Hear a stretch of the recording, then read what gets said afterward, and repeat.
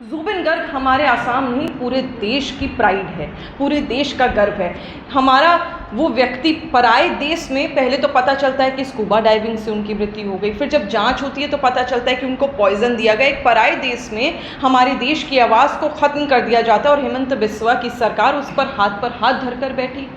हमारे leader of opposition Rahul Gandhi ji ने CBI की जांच की मांग करी है और मैं ये समझती हूँ और बड़े जिम्मेदारी के साथ बोलती हूँ कि अगर कल को हेमंत बिस्वा की सरकार सीबीआई की जांच नहीं करती है और ज़ुबिन गर्ग और उसके परिवार को न्याय नहीं दिलाती है तो हम ये मान लेंगे कि हेमंत बिस्वा की सरकार को कुछ ऐसा पता है जो वो जनता तक नहीं पहुंचाना चाह रहा है और शायद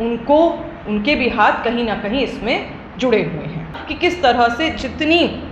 अवैध भूमि है ये लोग अपने कब्जे में कर अपनी बेगम साहिबा के नाम पर करके और उसमें जनता का हक और अधिकार मार रहे हैं, लैंड को चुरा रहे हैं, आम लोगों के गरीब जनता के अधिकारों पर चोट और हनन ये लोग कर रहे हैं। ये एक बहुत बड़ा सवाल है कि गौ माता जिसको सिर्फ भारतीय जनता पार्टी एक पॉलिटिकल इशू बनाकर इस्तेमाल करती है,